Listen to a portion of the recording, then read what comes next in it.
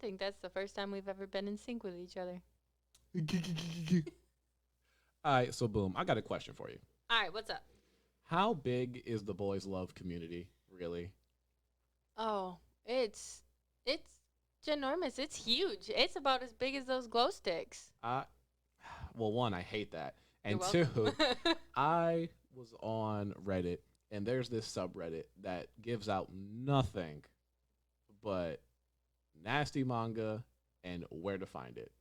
And I'm just scrolling through and I'm like, oh, this is great. I'm having a grand old time reading everything in their mothers. All right. It's tagged beautifully. Everybody's commenting on it, giving out, ooh, I like this, I like that. And I'm like, oh, I didn't know that the that the spicy manga section was this nice. But then I saw the BL tag and thinking of you, who reads 500 BLs a day and counting in a down day. I was like, no, let me click and see what the comments are like for this. And I mean, y'all were ravenous in that. Y'all were like, oh, if you like this one, I have 50 more you'll like in this single comment. We as a community are very supportive of each other, and like we have a lot. Like you say, you want something fantasy, vampires. Boom, here you go. Here's a huge list of them. If you want an age gap, here you go. Huge list of them. Sometimes the tags aren't very great when it comes to like either whether it's yaoi or manhwa or anything like that. So you kind of have to look it up. And there's a site I actually go to that shows pictures that's throughout the manga, and I can see if it's actually spicy or not spicy. Because I sometimes I just want that real big smut. Like I want to see that nasty. I'm saying, like, right? Yeah. Right? And sometimes I'm feeling like, oh, you know what? I could do some love. I could just do some romantic shit. But a lot of times I want that smut. It All right. depends on my mood. So the joke is men have zero class when discussing anime fights. Like, we'll argue to the death and fight over could Goku beat One Punch Man. But then when discussing spicy manga, we'll sit down at a cordial conference table. And y'all women, since y'all were excluded from the we're anime community nasty. from so long, y'all created your own community of just nothing but pleasant filth. It is great. I love it. I'm so like it makes me happy there for the fact a lot of BLs are female writers. Yeah, actually, I never thought about it like that. Well, Yeah. I mean, it makes sense if y'all attracted to men. You're just like, hey, let's double up on this. Like it's a lot of grouping, but a lot of it is women who script a lot of the stuff out or like know how to draw. And it's not as if it's like a male writing about females, like gay porn, like lesbian porn. It's porn, but it's great porn. Okay, speaking of porn, but great porn, I do have a question for you. Ooh, okay. And I kind of don't want to know the answer, but I'm too far gone. Ooh. Just know that your answer will affect how I view you for the rest of your life. Well, that's never gonna change. So. Okay, make a change. What is your favorite tag? Yowie. Can you give me something a bit more specific? No, that is a tag. It's yaoi. Okay, but yaoi, but specifically with. Smut. All right, let's try this again. Let's say. Oh my god. Okay, let's try this again. All right. Are you more of a age gap? Are you an NTR? Oh, okay. Do I you see like wholesome? Do you like vanilla? Do you like corruption? Mind break? Probably Yakuza. I am a huge fan.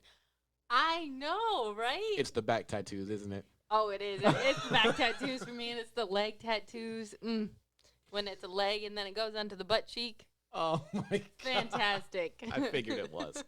It's okay, because as long as you weren't going to say something like ugly bastard, then we'd have a problem. But that's usually with straight pairings.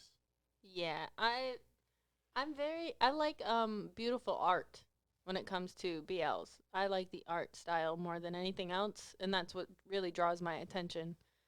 So none of the guys I look at are really ugly. So you're not there for the plot then. Oh, I mean, sometimes I am. Like, sometimes. see, there's some BLs, like, it's when it first started in the first season of a BL, it was just mostly about sex and there was no plot. It was just sex. But, like, now that I'm more reading into it, I like it actually having a plot with the sex going in along the way. But that sex scene better be fucking top tier. And don't be like, oh, they're leading into sex and then they don't show it. Ooh, don't you hate when it fades to black? Yeah. Oh, I hate And then that. they're like, oh, the next day, chirp, chirp. And I'm like, fuck them birds. Fuck them birds. I wasn't reading this for the fucking chirp, chirp. I was in it for the fucking fuck. Fuck them birds. I didn't expect to hear that sentence today. I'm not gonna lie to you. You're like, fade to black, chirp, chirp. Man, fuck that chirp. I fucking hate it. I read one today and I was like, you're literally gonna show his dick sliding into his ass cheeks, and then next thing I know, it's chirp, chirp. Like, it didn't show anything, but it alluded to the fact that they had sex, but didn't show it. I'm not a slow burn kind of guy. Like, throw me in page one. Page one, I want to see it. Give me the context later. So a lot of BL actually would, like, do a flash forward. So they'll have it where they're having sex, and it'll be, squelch, squelch, and then and then, like, on the next few pages, it'll be how they got to where they are. See, that's me. I do That's enjoy me. that a lot. I tell you what, and I got like that because I remember reading a erotic novel that was fantasy based. It was one guy who was an elf and a girl who was a human, and it was pretty sweet. And like, their relationship was so rocky the entire time. I'm like, how did they get to the point where she is bent over a barrel just loving it? I'm like, what am I missing? And the only reason I walked away from it was because it was like 150,000 words. And I'm like, this is Lord of the Rings epicness. Stop it. I'm not reading all this. Honestly, I don't know if I could actually just read, like, say it was a book or, like, a script or anything. I think I need the fact that it's a manga to actually read it, to be caught into it and enjoy it. Because there are some people who just like reading love or sex scenes. And now that I've read your books, and yeah, they're super sexy. But, like, now that I get a photo with it, I'm just, like, wet. I tell you what, in books it's way worse. Like, you know how you hate the chirp chirp? Oh my Imagine God. reading and being like 3K words deep, and then it's just the next chapter. Or the author gives you some line like, and they retreated to her room where they explored each other's bodies, and then ends the chapter. I've deleted whole books for that. I'm like, explore? Huh? See, I'm not very imaginative, so, like, I need that picture there to help me out. I'm like, no, you're not even gonna show me. You can't even tell me. I They went would to Pound be Town? so disappointed. That's why I deleted it. Yeah, I think I'm going to stay away from books. Good. All right. How about 8 minutes in? Let's get started. All right, let's get started.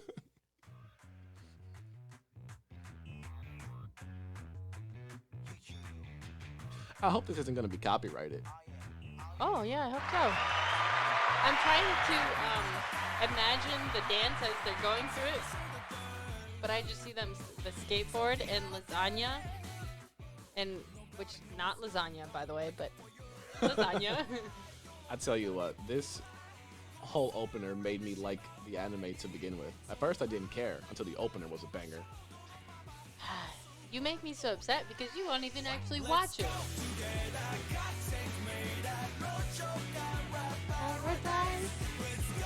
Yes, why would I watch it? Like, the opener's it for me. That's it? That's all you needed? Like, I started Rent a Girlfriend because the opener was banger. Have you seen Promised Neverland?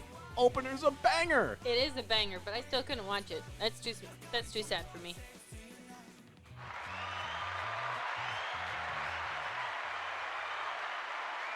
How you doing, everybody? Welcome to another episode of the Ecchi and Chill Show. I am your host, Suneater Evan. You can call me Evan. You can call me Scameron Diaz. You can call me Avatar Pharaoh. You can call me Crownsguard Cairo. All of my accounts are different. Man, it's been a while since I've heard some of those names. Exactly, right? been a while. I was trying to piece everything together so my listeners could just click one thing and they see Suneater Evan on everything. But then I'd have to change my gamer tag and my Instagram name. And I'm like, y'all gonna get what you're gonna get. Call me what you want. Today, I have a very special guest who is the second ever guest of the Ecchi and Chill show. She is a binge watching, smut reading, Yes, I am. weapon building, cosplaying, all around awesome member to have as part of the anime community, and awesome person to share the rest of my life with. Welcome to the show, AJ Sushi.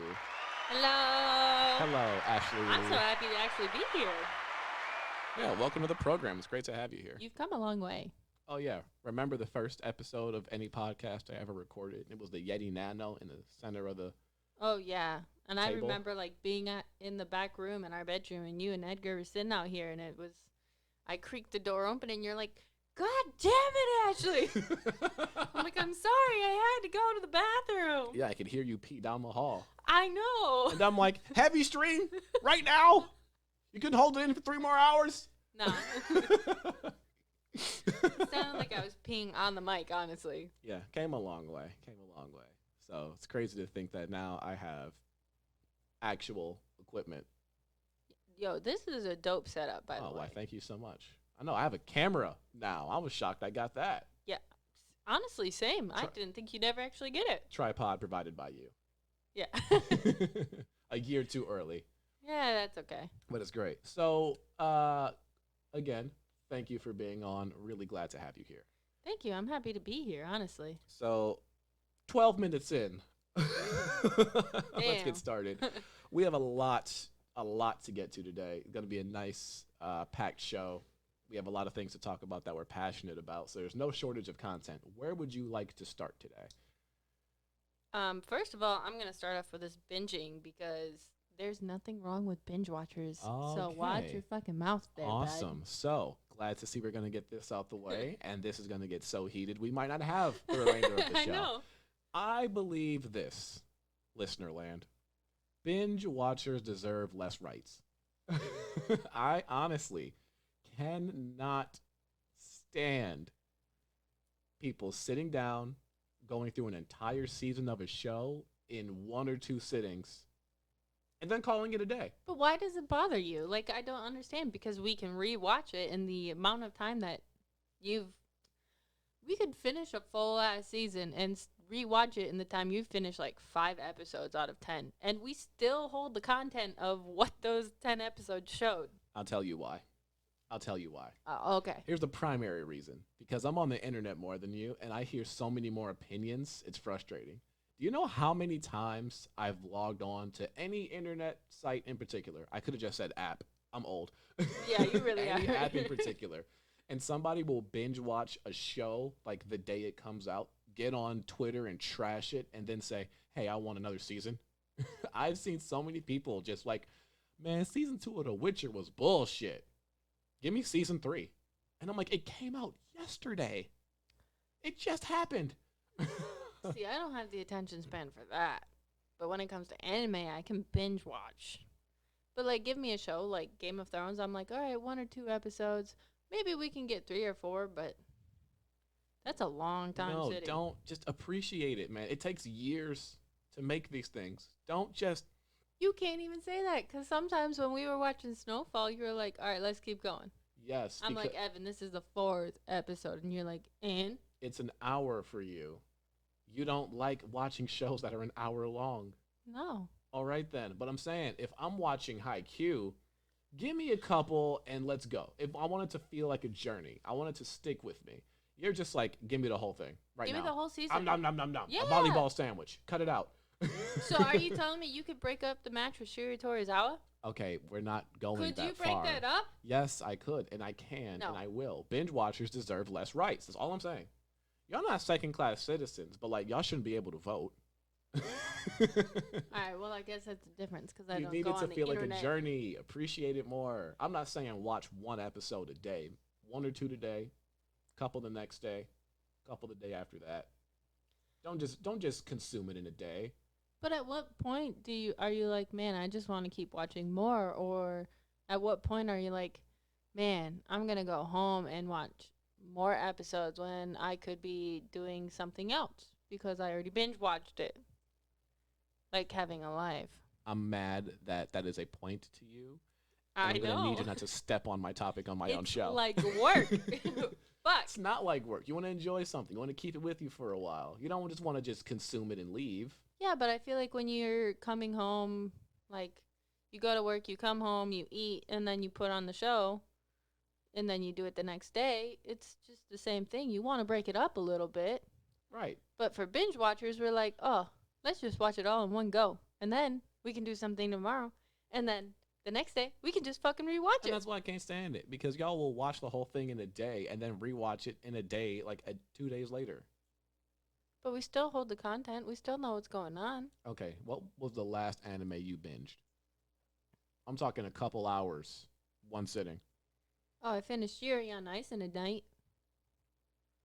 And then I rewatched it immediately after. How many episodes is Yuri on Ice? I think it's like 12. 10 or 12, I think. Put it down. No, it was really beautiful. Watch 4 over 3 days. You can do it. No, because it was beautiful. And I just wanted to know what happened next. Whatever. I'm sick of y'all binge watchers. Y'all deserve less rights. Y'all shouldn't get to vote. But even on my Yuri on Ice, I will watch up to like, say it is 12 episodes. I will watch up till 10, and then I will stop because it just makes me sad that I'm going to be finishing it. So then I'll have to restart it. So instead of me finishing it, I just restart it anyways. And that's another thing. That's another thing. Part of the journey is the end. Yeah, but I don't want it to end. So then I might as well just rewatch it. I hate to tell you this. It's over whether or not you get to that point. Oh, I know. Like, I really want to start rewatching Haikyuu.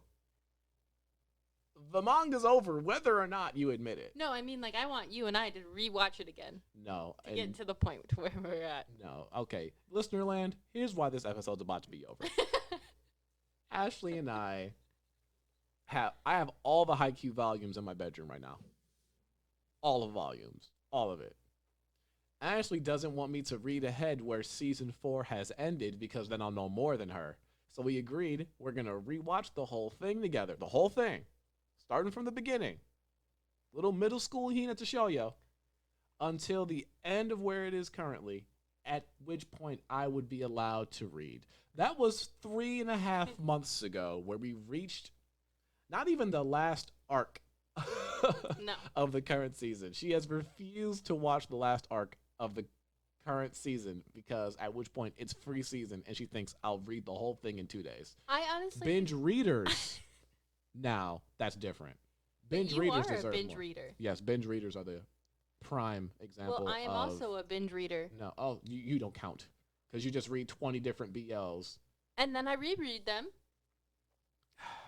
Okay, you know what? You're stepping on my point again, and I can't criticize you because I just said binge readers deserve more. Thank you. I remember reading the entire My Hero War arc in like 6 hours. I don't think I breathed during that entire time. I don't even know where you were. I was sucked in. I was at your I mother's think- house hiding away because y'all were going to talk to me, and I'm watching people fight for their lives. The Man. Promised Neverland? Oh my god. The first like 3 volumes I just sped through in like 3 hours.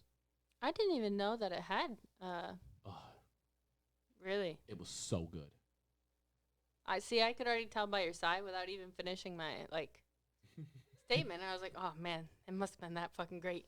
This first season was, yes. Season 2, by the time they were finishing production, the manga had already ended. So they kind of just sped through like 36 volumes in a season. Like the main character met that universe's version of God himself. And it was only a still frame where she was just standing in front of him as music was playing for like a 10 seconds, and that was it. So just read the manga.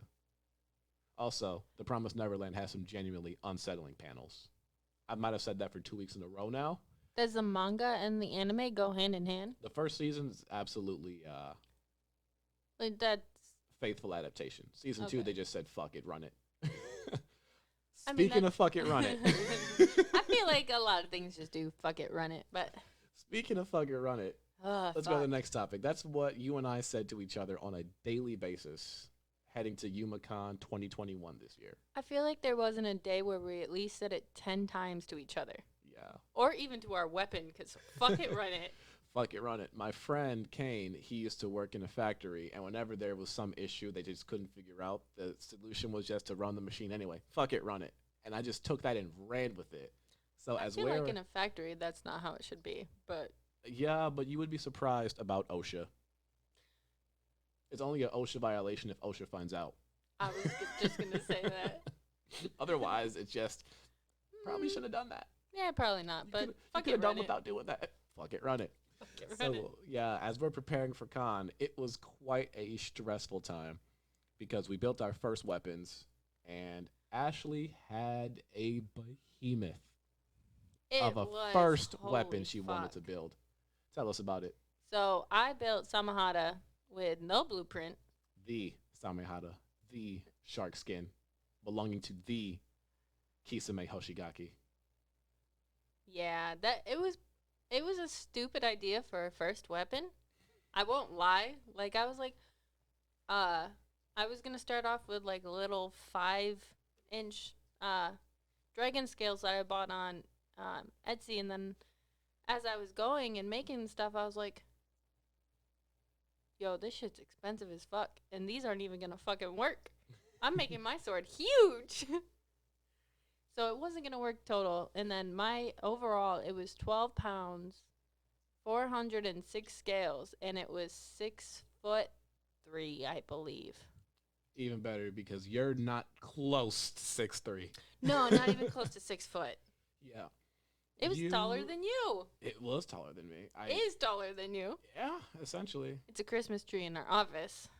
I still can't understand how big you made the sword because we used insulation foam for the core. And Yeah. You shaped that, and then you went through the process of cutting out, what was it, 1.5 millimeter foam, Yeah. and cutting that into, like, I've never seen so many triangles in my life. Yeah. I forgot about all of those scales. Yeah. That was so many triangles. And then it sucked because you couldn't paint the foam first and then cut into your triangles. Because fuck knows that would be easier. I had to cut each individual triangle out, 406, and then prime those. 2 coats of primer, I forgot about the primer. paint them 2 coats, and then prime them again. And then hot glue them together, and then hot glue it onto the insulation foam. My fucking hands hurt so bad. And I hated coming home because I knew I would have to work on it. But I was like, fuck, I just want it done. Yeah, I thought when you came up with the idea, you were going to have the top half of the sword. For those who don't know, it looks genuinely like a shark. Yeah. Just no fins. I thought you were going to have the top half be the exposed scales and the bottom half wrapped in bandages, like Kisame normally has it. You said, fuck what you talking about. The whole thing is going to be the shark. And I'm a dumbass because I have the bandages. I bought the bandages. And then I was like, well, you can't start from the top because I don't know how I really want my mouth to be. So I'm going to start from the bottom. But if I start in the middle, then if I want to finish it, I can't. In my head, I couldn't figure out how I was going to glue it all the way around to make it even. Where if you start from the bottom and go all the way up, it's a lot easier. So I started from the bottom, then I was like, oh, fuck, I fucked up. I fucked up. I fucked up real hard. But it came out beautifully. Oh, yeah, and I think the thing that really put it out there was the fact that it had a mouth. That Yes. was by far the top tier. Your weapon came out beautifully despite the fact that we were in a very not good mood making our swords. Because I made Inosuke swords. You did, I which made they came out 2 beautifully. swords, and I made Zabuza Momochi sword, the executioner's blade. So my stupid ass, for my first time building weapons, said, I'm going to make 3. Yeah, Knowing nothing about painting, nothing about anything. I just was going to do it. which you actually knew more about the whole building the weapons anyways, because you were looking up videos of how to build stuff. Where my dumbass was just like, oh no, just figure it out. Yes, but that's the difference between the two of us. I had the big picture thing in mind. I knew what I wanted the end product to look like. And because it wasn't going there when I simply spray painted it one time, I was like, man, this is garbage. You're like, Evan, you just primed it. And I'm like, man, I want to throw this out. But you knew the little details about what paint to put on first, how many coats of that so it doesn't shine through the next layer, and Which I then where to didn't. glue it. Actually, Emily told me that Or, we needed primer. oh, I thought you were just winging it. I'm like, Oh, don't I tell me. was winging it. I'm like, don't tell me you were winging it. Oh, Sorry, let I me walk did. that back. You're right. I actually did wing it, but Emily was the one who's like, yeah, in order for your your paint to hold on to the foam and it doesn't, the foam doesn't absorb your paint, you have to prime it first. And I'm like, now who the fuck is this smart bitch? Who would have fucking thought about that? Yeah, that's the hard part about cosplay is just you just gotta try it. I feel like with cosplay specifically. Oh, and by the way, look in the camera with me. Oh, okay, okay. Cosplay is for all. Oh my god, it is for all. You don't need to fucking know anything. Just fucking do Cosplay it. is for all. I don't care if you're not the same color as the character. Cosplay that character. You ain't no variant. You're that character. Yeah, honestly, even if you don't have the money to do it, go to the thrift store. Even if you're Find something. Kashi or Mask Tsunade, I don't care. Cosplay's for all. Ooh, I would love to see a mass Tsunade though. All right. With that out the way. Oh yeah. Sorry. I'm just saying because people be doing that shit. Like people will really be under somebody's photos and go, "Hey, I see you're an African American. I see you're cosplaying Sakura. I just want you to know, Sakura's not that color." That's cool though, but I didn't ask. That's what I'm saying. Like, hey, I really like your. I've been mentioning too many Haikyuu references already. I can see it. Hey, I like your All Might. I just want you to know, All Might's a man. You can't make his hair look any differently because you should do femme, or oh you're a variant. No, I'm fucking All Might. I do what I want. What I've really fallen in love lately is when somebody makes their own character out of that anime, or they put themselves into the anime. Like they dress up how they cosplay as how they would look in that anime. Ooh, that's me. I love that. I love that. Absolutely. I feel like that's a whole different touch and a whole different cosplay. I'm saying, right? To cosplaying as somebody in that anime. It's all kind of like 10 times better to me in a way because it's more personalized. I agree with you on that. I just like that. Personally, I like it better. I love it. So, the hard part about cosplaying this year, especially for me, wasn't building the weapons, even though that did suck. It was putting the it was putting clothes together. Like for Inosuke, I had to make the pants. I don't know shit about fabric. Honestly, that was the best part was watching you trying to figure it out and like, what the fuck can I do to put this like black belt, black fuzzy stuff on my like ankles? And I'm like, Velcro, and you're like, nah. You're like, I'm just gonna fabric glue it to the bottom of the pant leg, and I'm like, no. That honestly, I wanted to say fuck it, and I was gonna wear sweatpants the whole weekend. I was tired. Honestly, you could have just wore your scrubs and then put black socks up above it, and no one would have said anything. Doesn't matter. Back to you. So I will say, for someone who doesn't like pictures, you were a con celebrity when you broke out Samehada and your I cosplay. Hate photos so much, but I knew it was coming once I built it, and I was expecting it, and I couldn't wait for it, which is very surprising for me. But I enjoyed walking 10 steps and being like, oh, can I get a photo? Or like I already have it down and I just put it up and somebody stops me and is like, oh man, can I get a photo? I'm so sorry. And I'm like, fuck yeah, you can. This is why I built this bitch. All those hours were for this specifically. And like it was more worse when I had it as a backpack and then people were like, oh, can I get a photo? And then I'm like, well, I need somebody to hold him so I can take it off. Because I wasn't quite comfortable enough to get him off my back. Yeah, I will love forever the first moment we walk into the convention center. The first initial group of people on their way out saw you, and they crowded you. You got a couple of pictures. And then when they had dispersed, we walk no exaggeration, less than 15 feet, no more than 8, no less than 8, no more than 15. And everybody just kind of stopped. It was like that scene in a high school where everybody just freezes and locks eyes on you, except it was good. And they were like, yo, that's Kisame.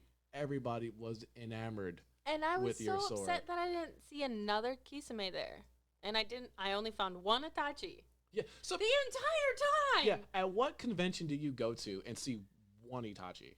That's what blew my mind the most, I think, was the fact that there was one Itachi. He was he was the first Kisame that he found. So, I mean, it worked out well. Yeah, because nobody wants to make that sword. I mean, yeah, but you don't even have to build the sword. Yeah, I just loved everybody. Like, we pass by some people and they go, yo, you seeing that? Yo, you see that? I love the whispers. Hey, look at that. That's Kisame. And then us walking to the other side of the venue. There's 2 venues for Yumacon if you're not familiar with the convention. And one person stops her on the street. Hey, yo, I gotta get a picture. You was getting money when you made that. Which you I knew you was. was getting money. I did. I knew I was making money, man. And I had so many guys come up to me and be like, man, I thought I made my weapon complicated to carry. Like, holy fuck. Because once those backpacks broke, I was just holding them up above my head the entire time. Yes, you had a whole 12 pounds of foam on you. Like yeah, and they're like, fuck, I thought my like weapon was hard enough to carry. Yeah, your sword was flat out amazing. I could not turn. Check her Instagram. What's your handle? You don't know, do you? I have no idea. I have no idea, honestly. I don't do social media. I am terrible. I don't do internet. I don't do your dial-up stuff, your dial-up apps, whatever you want to call them. Oh, my God. Your dial-up. I don't do your broadband. What's broadband? Stop it. Anyway. I'm just kidding. I was like, I know. I'm just kidding. I'm not taking the bait. No, I'm just I remember kidding. telling my dad when I realized he was old. He was trying to get to a specific website, but the Wi-Fi was down. He just didn't know it yet. Oh, Lord. And I was like, Dad, how do you even know how to get to that website? And he was getting agitated with me. And he said, I know how to get there. You just start up the internet machine. And he said, start up. And he made the motion of turning a key into a car. And I'm like, he did not just say, you start up the internet. You start the router. But like he was turning the ignition. And I was like, this man's old. Could you imagine if that's what we had to do in order to use the internet? Like you walk up to your router and be like, all right, we're going to plug you in and turn you on today. Just Oh my God, that would ruin so many lives. Oh Wow. my God. Yeah, because so many people's routers are in these dusty basements. But speaking of, since we're here at Con, what was your favorite moment of Con? I feel like it's a bit too late to do a full Con breakdown review, but we haven't done it, so here we are. Probably my favorite is just looking at everybody's weapons, looking at all their builds, looking at how much time they put into it, and I love seeing people always come back as what they've already done before. I know people hate like when they redo a cosplay, like they just rewear it, but people put a lot of time and energy and money into doing that specific cosplay. So if they come back the next year wearing the exact same thing, people get upset because they're not doing something innovative and something new, and you've already seen it. What the fuck does that matter? Yeah. It's a beautiful art. That's definitely that internet thing where if you post 2 Instagram pictures of 2 separate events, but you're wearing the same thing, people just are like, you ain't got no other clothes?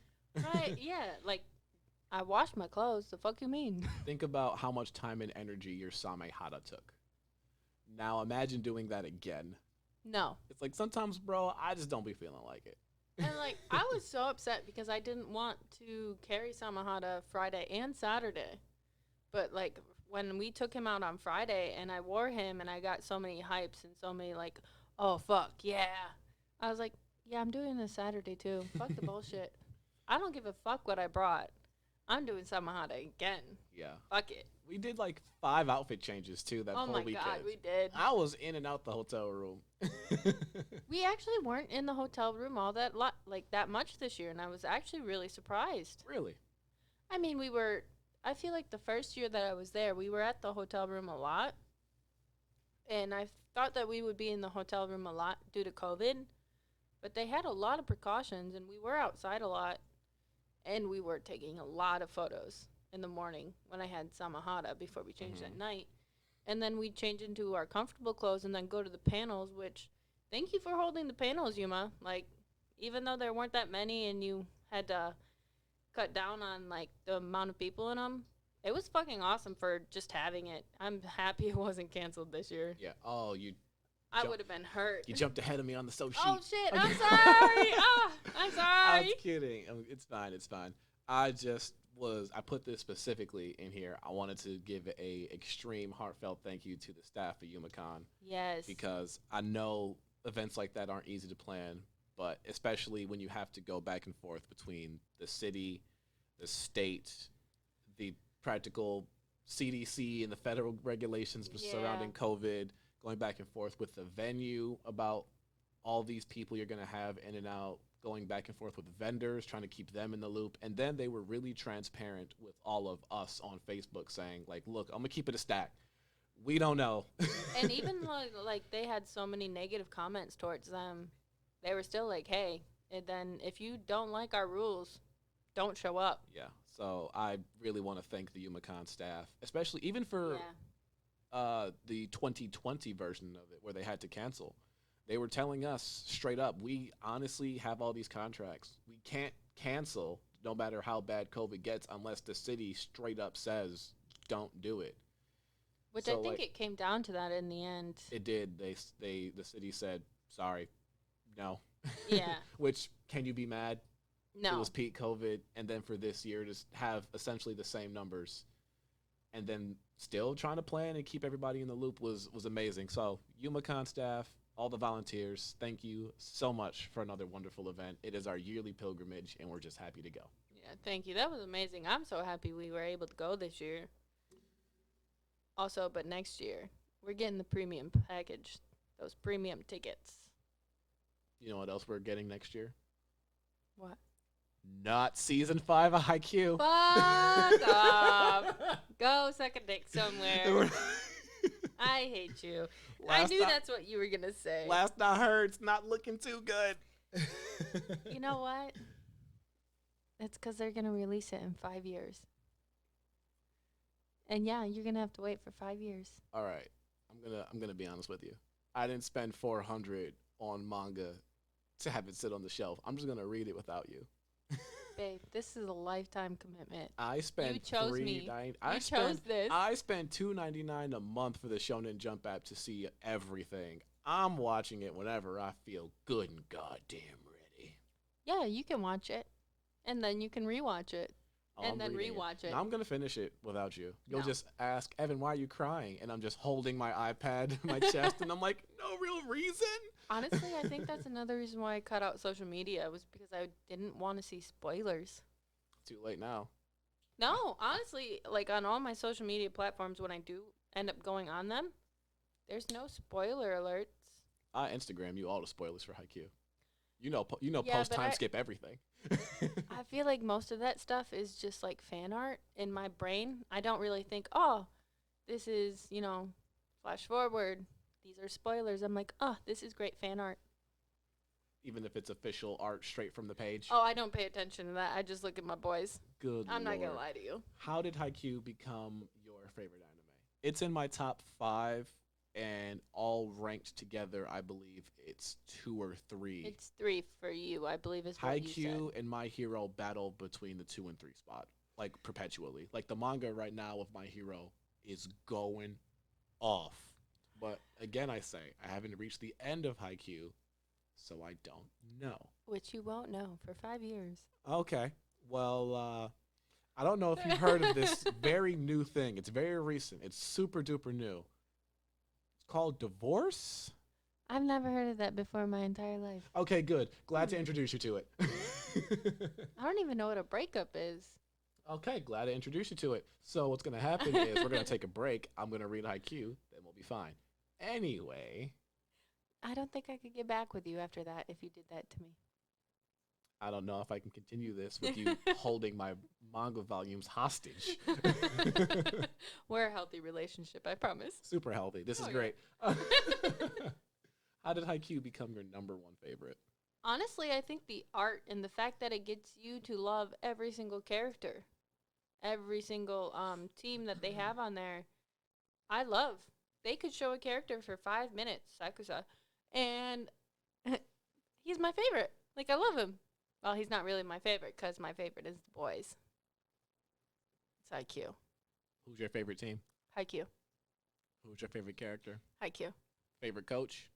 Oh, that's Coach Yukai. That Oh, one but was you easy. can answer. That one's easy. Oh my cotton And not socks. the old Yukai. Favorite player? The boys. Favorite setter? The boys. Favorite middle blocker? The boys. Libero? The boys. Favorite uniforms? Ooh.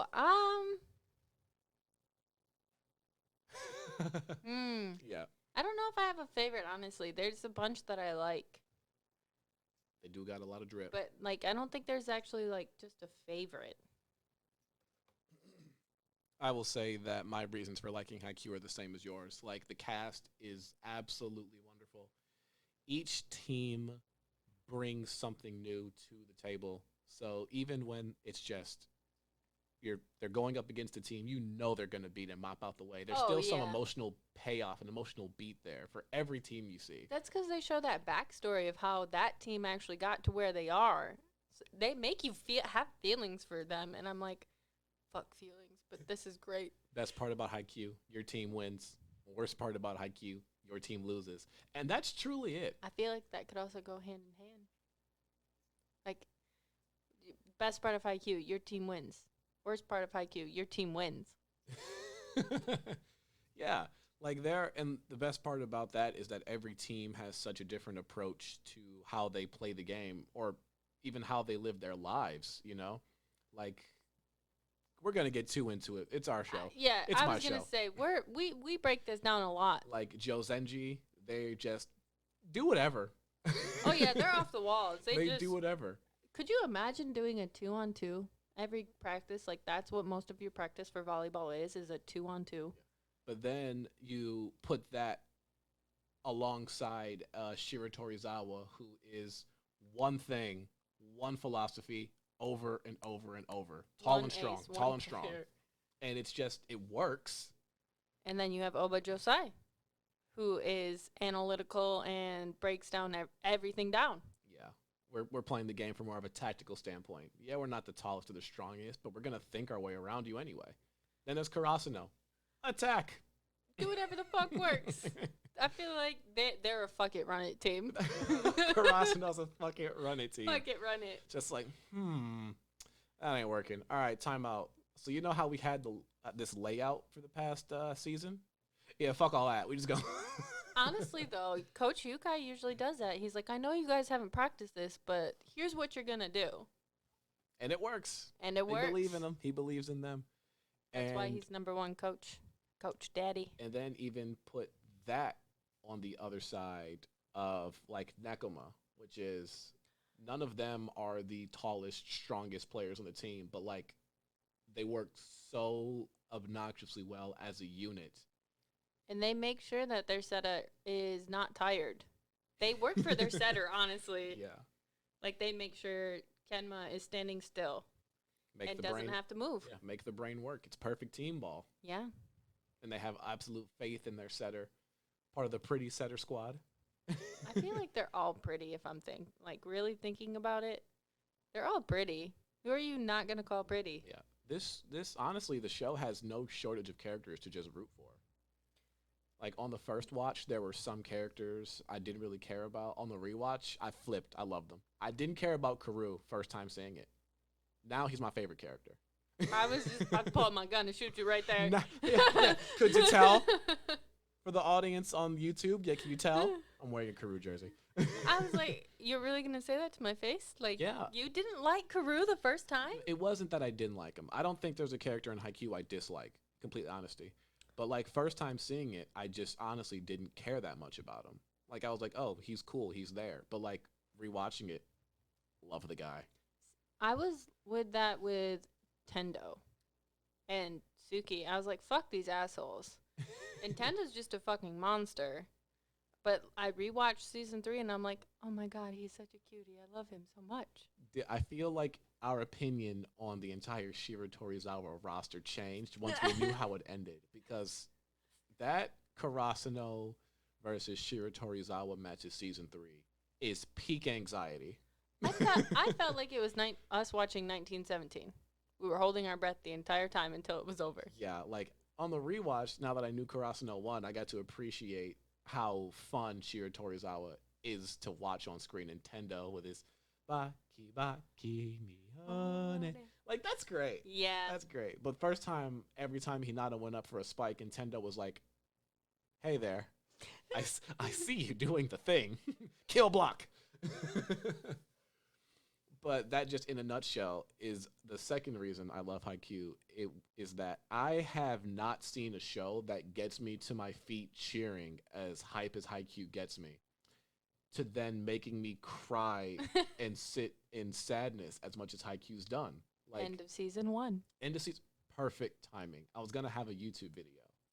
It was gonna be from good to great, where I just kind of take shows where I realize that they're good and like that specific moment that makes it great. Mm-hmm. I feel like I've told you this, but I haven't said it on a podcast, so you have to suffer through listening to it one more time. Oh, no. I've walked away from a lot of good shows that didn't give me that moment that showed me how great they were. It was kind of why I kind of love, hate Fairy Tail. Like, the whole thing of Fairy Tail is just good throughout, but it's just a flat good. There's no moment that I can point to like, that's Fairy Tail.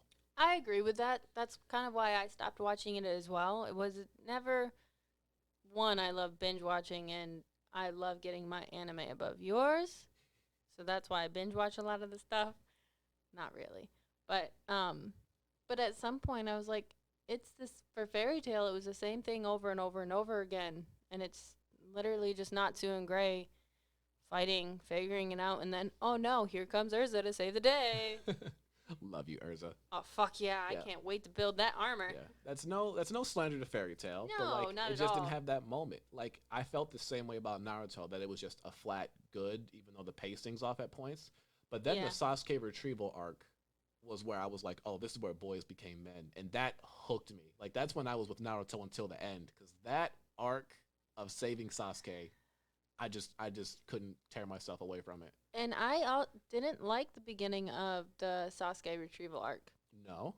Not until like they finally went out and they were beating the. I don't remember what they're called, but they are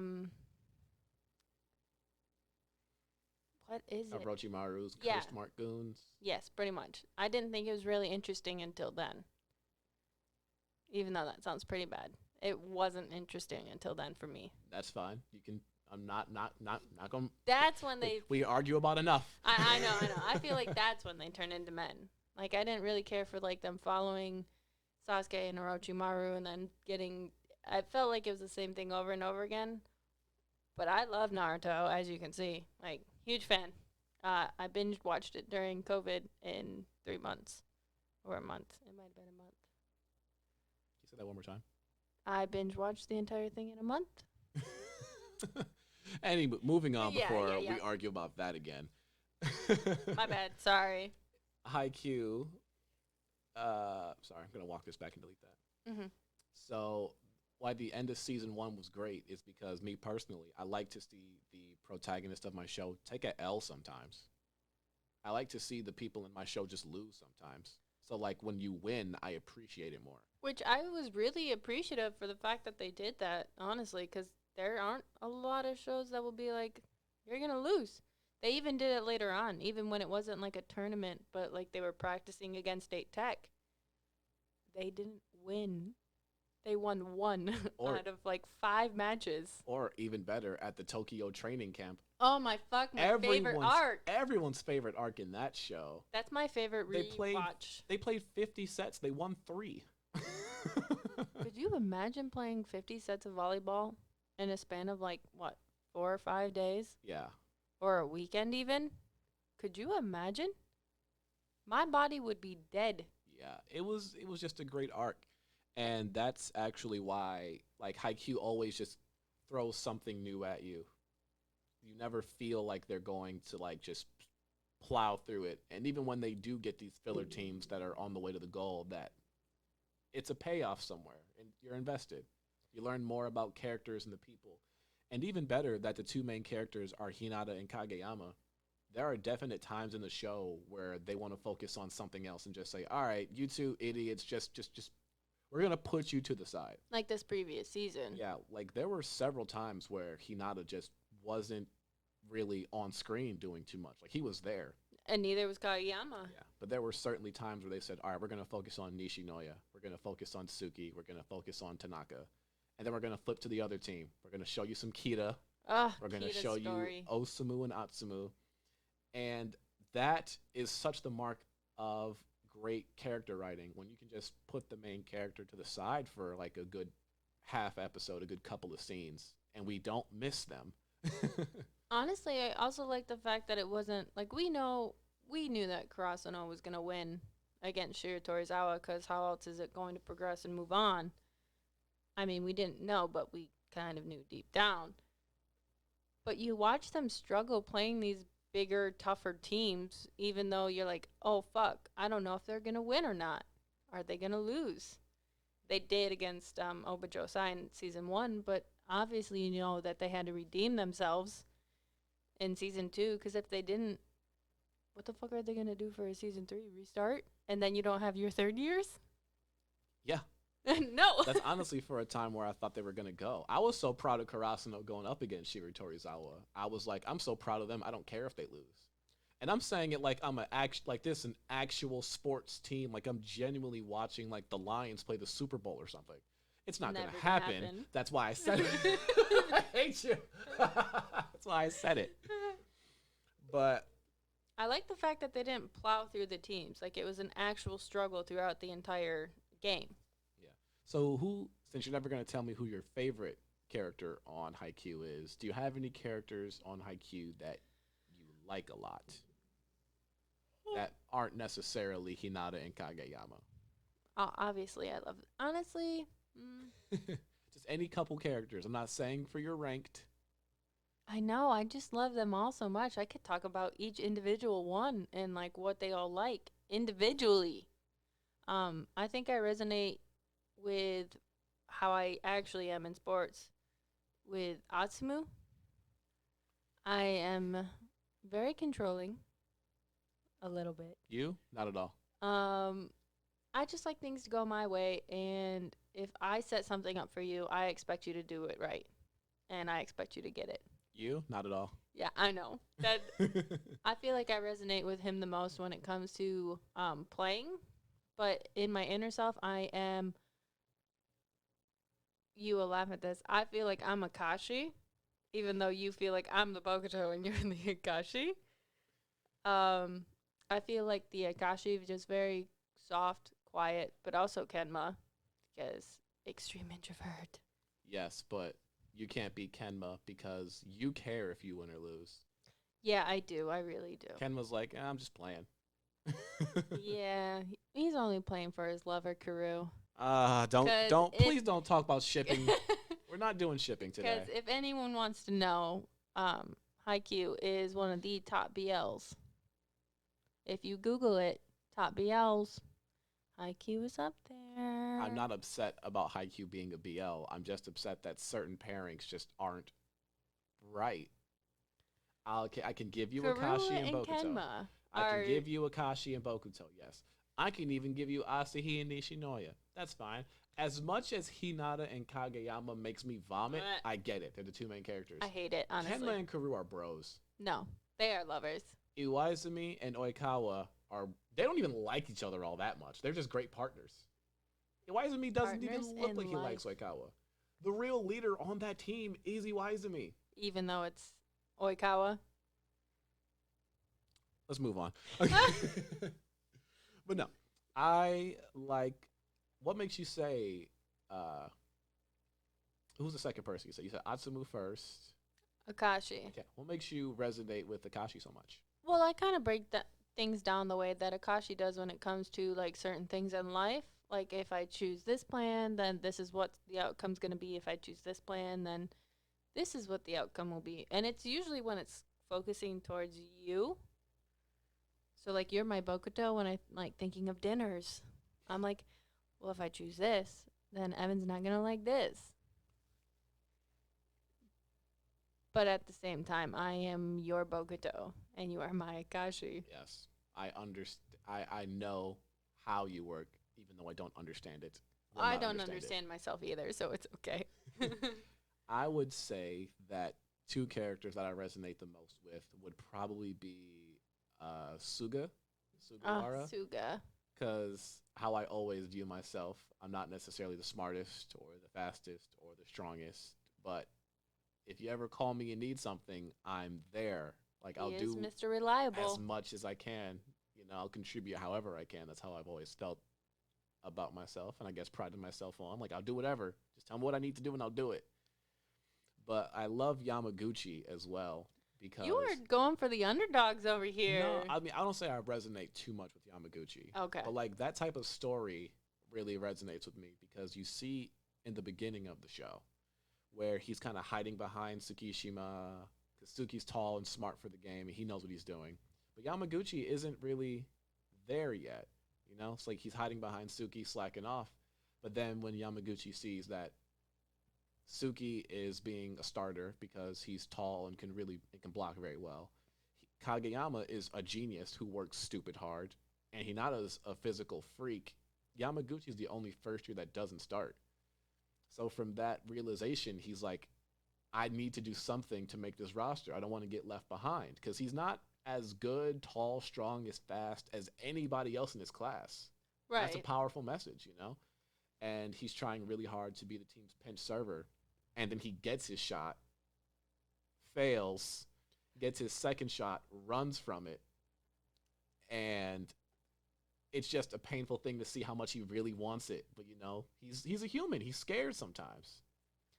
He's a freshman. He's a first year. Exactly. So to see his sensei teach him, and his sensei teaches him like, back in my day, that he practiced and practiced and practiced, and then one game he just happened to get that first point. A quote that stuck with me was, "How long did I practice for this one shot?" Then for Yamaguchi to play, I just got chills. I know, One right? second. Oh. And then for Yamaguchi to play Seijo round 2 and then go off for 5 straight points. Yeah. And everybody's cheering his name. I was tearing up. And he did the same thing with Shiratorizawa. Yes. You know what I also like is the fact that they don't really show much of the second years besides Tanaka and Nishinoya and Chikura. But the other two, I don't really remember their names, even though I love them. Narita and Kinoshita. Yes. But that's fine. I'll let you finish. They don't really bring it in until later on in the seasons. I think this previous season was the first season where they actually introduced them and like they're not just background fillers. Mm-hmm. They're actually there. Like they even finally gave them their own story that wasn't Yamaguchi's story. Mm-hmm. Like is it one of them is there for Nishinoya in the previous season? Yes. I think Kinoshita. Kinoshita? Yes. Okay. Where he tells him, Nishinoya, step up. Yes. Oh, that moment was beautiful. But and the fact that they break the characters, like they broke Tanaka, and they broke Nishinoya, who are not easy people to break. They're not Asahi. Yeah. And they were in the middle of a game and they broke them. And then they took them right back up. Yeah. They took their characters apart for a hot minute, man. I was so down. I was hurt for the fact that Tanaka and Nishinoya in the same game were just broken. Yeah. How are you going to throw that on to, like, your watchers? Like, Yeah, here, I'm going to break your 2 favorite characters. Just here you go. For the entire time of the game, we've taken Tanaka for granted. He was always loud. He was always getting his spikes. Like, we've never seen him struggle until that match happened, and it was, are you just there to be there? Like, what have you done today? Yeah. And then we've always seen Nishinoya be able to pick up a spike. I mean, he's a super libero. But then, I mean, he was getting picked on by your boy, Atsumu. Yeah, I know. Captain of the Pretty Setter Squad. He was getting picked on. That's humiliating. You played sports. Yeah, It's I hate getting humiliating picked when, on. when they're like, oh, go at them. He's the weakness right there. That's humiliating. It is. I honestly couldn't even imagine it, especially being in Nishinoya's spot. And it's not like it's just like a little tournament. You're in a huge setting, and I know it wasn't like a finals game, but it acted very much so as if it was a finals match between those two. And it just kept going on. And finally, obviously, he gets his moment. Yeah, like if Haikyuu never gets so essentially this might have we've talked too long about Haikyuu. This might be our love letter to Haikyuu if the anime's over. The way I'm looking at it now, it's not over. It's not over. The anime, I don't know. It's coming out in 5 years, hopefully less. But all I'm saying is we talked a lot about it. Honestly, I could probably cut the whole Haikyuu portion. That could be its own episode, and the rest of the pod could be its own episode. I don't care. It's my podcast. Yeah, that's true. It's our favorite show. We do what we want. It is, yeah. I know. I have so much more merch than you when it comes to Haikyuu, but I was like, I don't want to match him. Then don't match me. Wear it next episode you come on. I will. Well, if that's you feel why like I wore my Naruto. But yeah, I really do love Haikyuu because there's so many characters and moments for you to relate to and latch onto. And as I said earlier, to wrap this little part up, no show has gotten me on my feet cheering, and no show has gotten me crying in the same breath. Like there was like the beginning of the episode, I'm on my feet cheering like I scored a touchdown. Like I'm over here picking spikes up. Like I'm there, and then the end of the episode just has me. They're my true sports team. I don't give a fuck what anyone says. They're real. Yeah. That's a real sports team. Karasuno's real. It is, man. Speaking of crying, or do you want to do? Or do you want to break out one of your guest pick topics? I know you had something for me. Oh, I do. Let's see it. It's all right. So I am on the other side of people saying Naruto filler is filler and it's garbage. All right. Okay. Because this is where I want to take it. I love filler, as some people say. It's not filler to me. It's adventures. It's where you actually get to see them grow. Because this goes into the next part that I was going to say, which all of the females in Naruto are garbage in just the regular Naruto. But once they get into Shippuden, they're fantastic. I am a huge fan of Sakura and Shippuden. And people are like, oh, she's useless. She's a useless woman. No, the fuck she's not. Did you not see her fight against Satori? Oh, yeah. Her fight against Sasori was awesome. Sasori, yes. Sorry, my bad. Yeah, although people didn't think that Sakura was, had that cool moment because people aren't impressed by puppet users. I think Sasori's really scary. Oh, fucking same. Like, there's going to be a YouTube video I have to have you on where we rank all the Akatsuki members, not just by, like, pure power, but, like, who's the last one you want to fight? And Sasori ranks up there. I don't want any bit of him. I don't want to play with him. Absolutely not. Like, give me Itachi, please. Don't give me no Sasori. Right, give me Itachi. That's not a joke, by the way. No. I don't want any smoke with Sasori. Same with Kisame. Yeah, no. Same with Five Heart Stringy Mess Guy. I don't want him. I don't want him. And I don't want, who's the god one? Pain? No. Oh, no, not him. Hidan.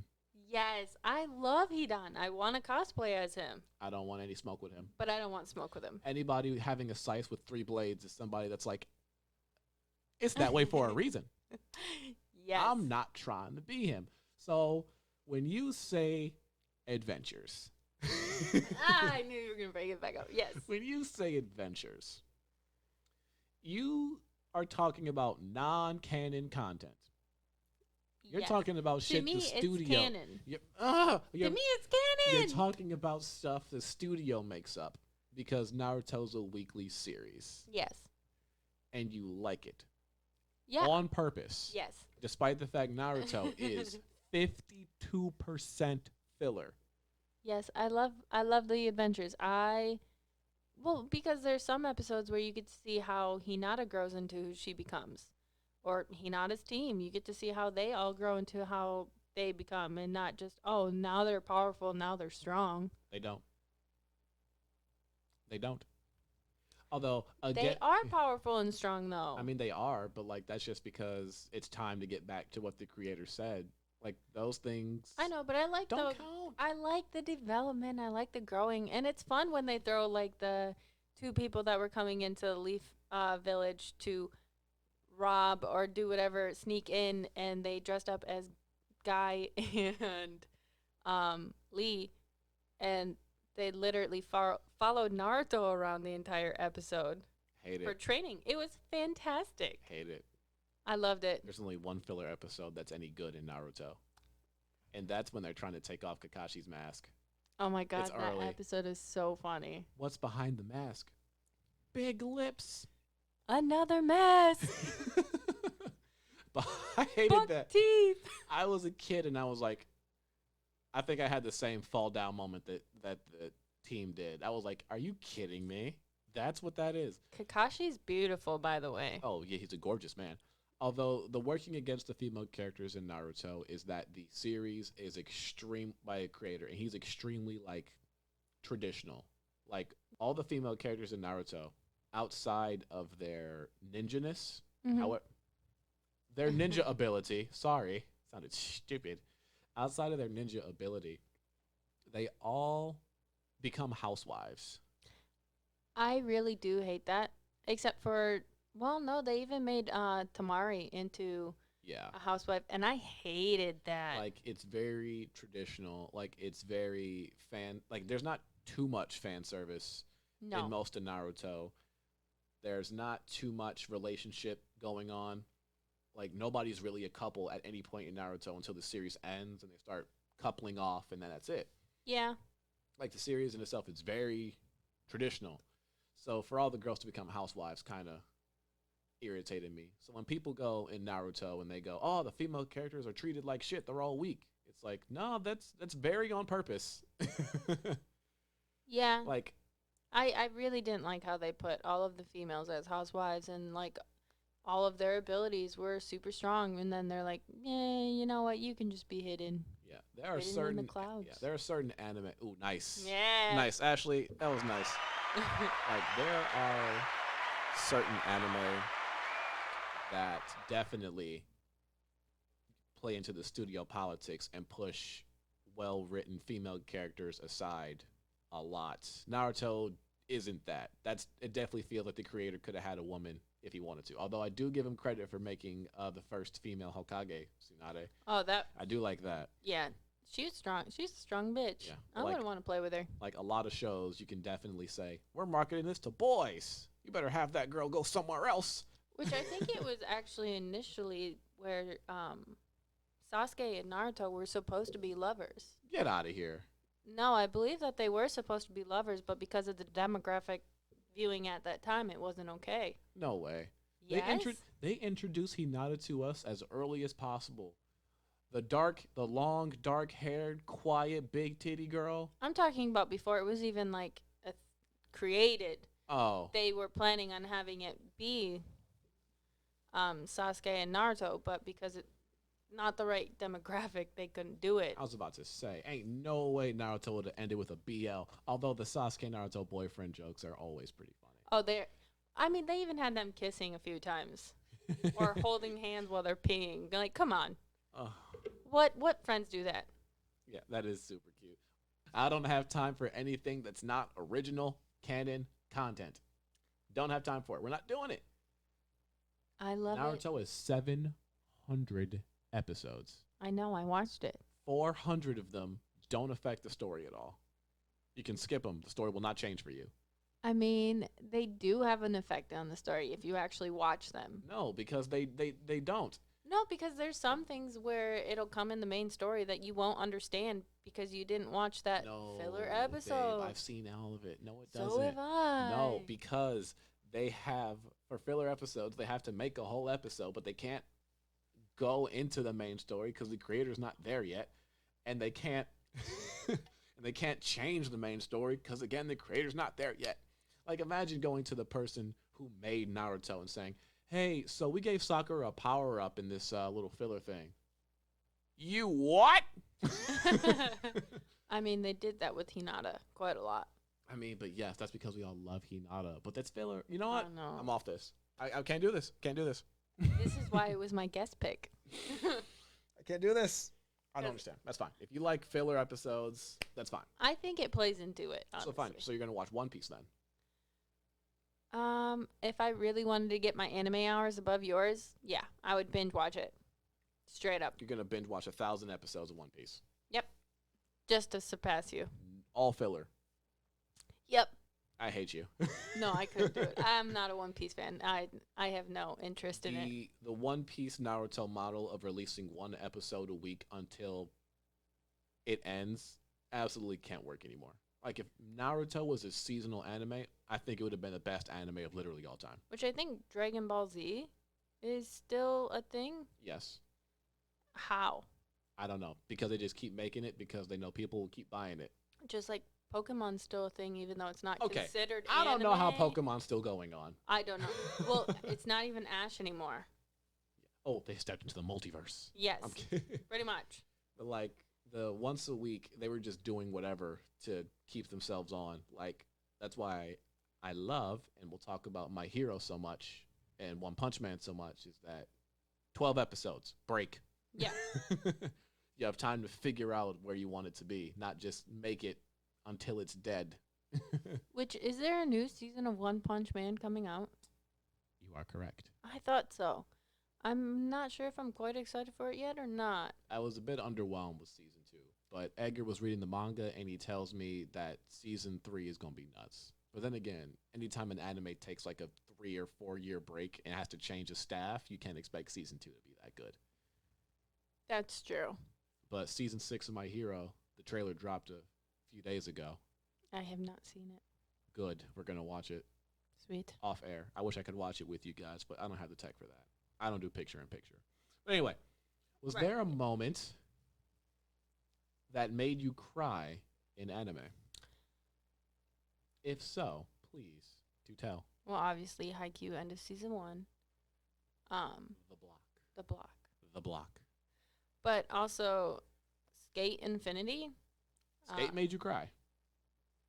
Because I was really attached to Cherry, and then he got hit off his board during the skating.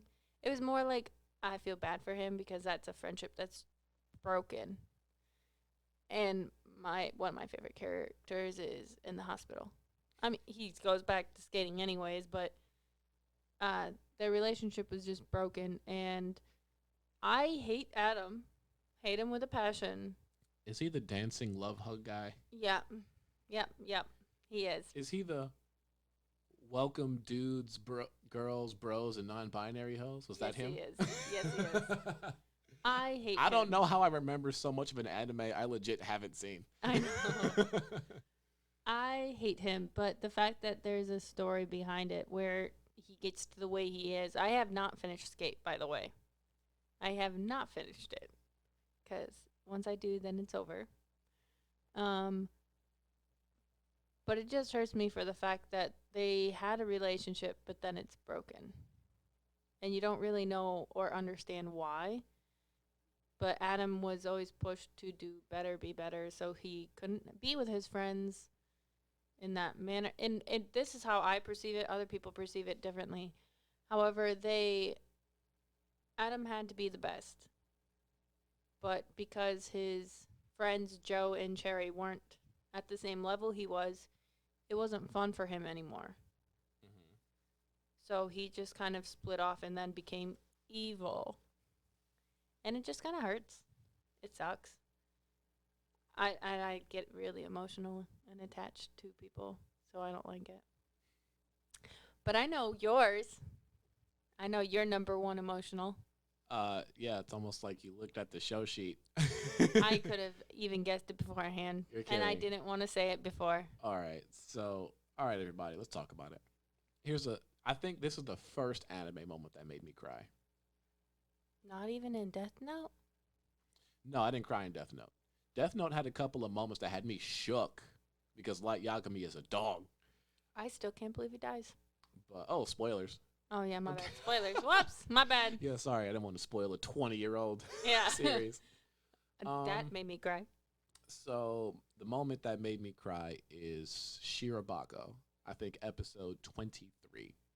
And Shirobako is my number one favorite anime. Mm-hmm. If you don't know, Shirobako is an anime about five early 20 something year old girls, and they are each involved in a different stage of anime production. And the show's kind of comedy, kind of drama, kind of slice of life in parts, but the whole thing is about them making anime. And one of the five girls, she is a voice actor, and she's trying really hard to break into voice acting. And her dream with her other four high school friends is for all of them to work on an anime together. And mind you, this isn't the main character I'm talking about. This is No. one of five, and she's more of the side character, mostly because she's a voice actor. She doesn't have much to do. The other characters are more in animation, and it's kind of like how the industry will break you because you're not drawing fast or good enough. And one's a producer, and there's always something.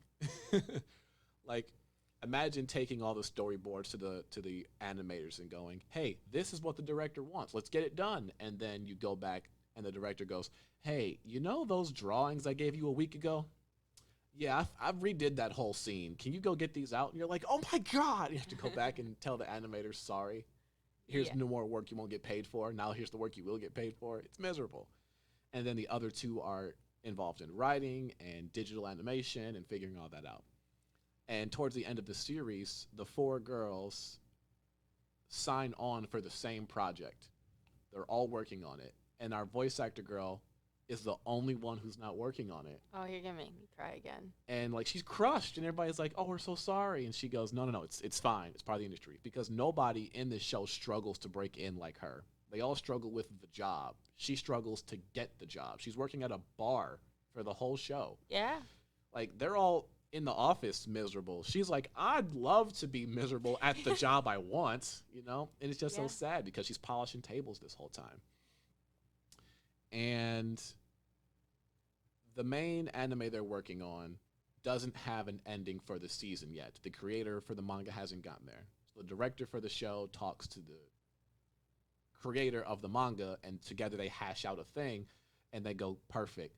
We can create this one character that will kind of tie everything in so a season two will happen, and it won't end season one in a but our fight continues kind of thing." Because that pisses off fans. So they make this character, and he goes, "I got just the girl in mind. The girl that auditioned for this show way back 10 episodes ago. Our girl polishing tables." Yep. And they bring her into the booth, and she finally gets that voice acting job in front of her friend who's a producer, watching her, who had no idea she would even be there, No. doing the line. So she has to sit down and watch her best friend sign on for the project, finally, give off the lines, finally.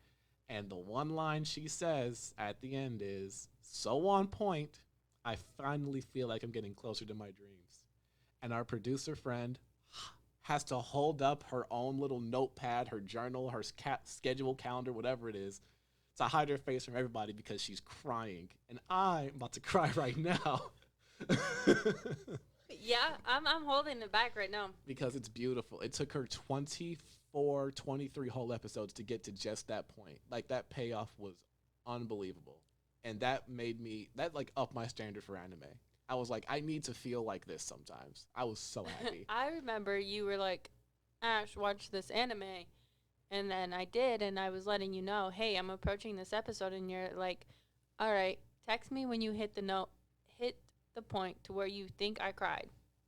And you were at Sioux Valley, and I was like, "Evan, I know exactly the moment where you cried." I was in tears. And I texted it to you, and you're like, "Yeah, I had to pause. I I know." was I was legit sobbing. I was so happy, but so sad. It's so sad at the same time I because know, it's right? over. I hate it was It's so, over. I know they all accomplish their goals and they wrap it up in the next episode. It just felt great. It was such a happy cry. That's why I don't finish things. I love endings. I Like, hate endings. Without talking too much more about myself on my pod, I do what I want. Like, I've liked a lot of shows that were just decent, but they had really great endings. Like that, the ending is really what sticks it for me. I'm gonna do a shout out. That's not an anime. Insecure. They the ending to it for this final season was fantastic, and I think that's I'm actually okay with that ending. Speaking of endings, what was an anime that you think really stuck the landing? Hmm. I know you don't like endings. I really You don't like disliked How to endings. Train Your Dragon 3, even though it was a good movie. You were just upset that the whole franchise was over. Yeah, because it's so sad in how it ended. Maybe I'm asking this question to the wrong person. Yeah, I think you're asking the wrong. Ask me once Attack on Titan, the final season is over. You're not gonna like that. I know, It'll be over. I know. But I really, most of the anime that I'm watching now is kind of ongoing. Like there, it hasn't really truly been to an end, except for like, uh, Death Note, Soul Eater. I actually liked Soul Eater's ending before the bad guy came out. Oh, the That, Kishin. yeah, Uh, I think that yeah. fight was maybe not underdeveloped, but I feel like they were talking about him the entire time, and then it was just very underwhelming for the Yeah. fight. You run into the issue where your main villain is too powerful, otherwise known as the Madara Uchiha problem. Yeah. Madara was smoking everybody Yes, he was. before they had to bring out this ass pull of a god rabbit lady.